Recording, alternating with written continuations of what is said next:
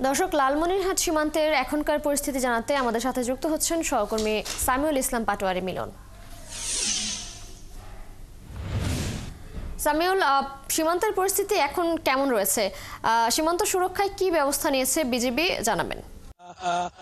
লালমনিরহাটের যে সীমান্ত বর্তমান সার্বিক অবস্থা তিশা, সেটি হচ্ছে যে সীমান্তবাসীর মধ্যে যেমন আতঙ্ক কাটেনি, তবে লালমনিরহাট জেলার দহগ্রাম সীমান্তবাসী তারা আতঙ্কে রয়েছে। এর কারণ যে দহগ্রামের চতুর্দিক দিকে ভারত মাঝখানে একটি ভূখণ্ড, সেটি হচ্ছে দহগ্রাম। সেখানে 14,000 বাংলাদেশি মানুষ ওই দহগ্রামে বসবাস করে। আর এদের একমাত্র চলাচলের পথ হচ্ছে 3 বিঘা করিডোর, যেখানে বিএসএফ পাহারায় থাকে।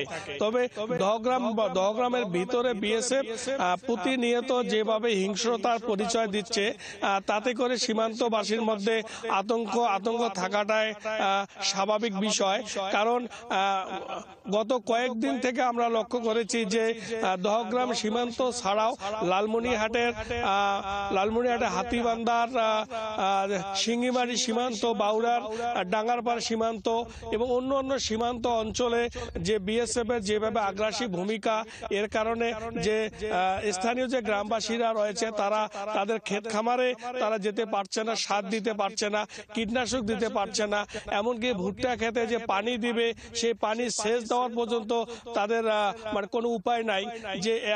যেহেতু আর ইতিমধ্যে আমরা লক্ষ্য করেছি যে তাদের যে বিএসএফ এর যে সীমান্ত এলাকা রয়েছে, তারা অতিরিক্ত যে বিএসএফ সদস্য তারা মোতায়েন রয়েছে। আগে ছিল যেখানে 40 ফিট দূরত্বে একজন করে বিএসএফ, আর বর্তমানে আমরা লক্ষ্য করেছি যে 2 জন করে বিএসএফ তারা সীমান্তের উপরে পাহারা দিচ্ছে 40 ফিটের মধ্যে।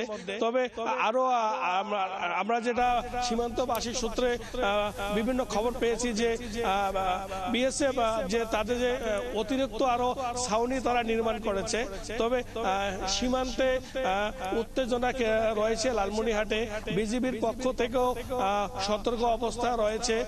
তবে বিজিবি বিভিন্ন গ্রামগঞ্জে গিয়ে তারা বিভিন্নভাবে প্রচারণা চালাচ্ছে সীমান্ত অঞ্চলে না যাওয়ার জন্য। তবে কৃষি বিভাগ থেকে যেটা আমাদের জানিয়েছে যে সীমান্তে নোম্যান্স ল্যান্ডে যেটা কৃষি আইনে যেটা রয়েছে, সেটি হচ্ছে 3 ফিটের উপর কোনো যেন ফসল। সামিউল, ধন্যবাদ আপনাকে। আমরা শুনছিলাম, পরবর্তী সংযোগে নিশ্চয়ই আমরা আবারও যুক্ত হব আপনার সাথে।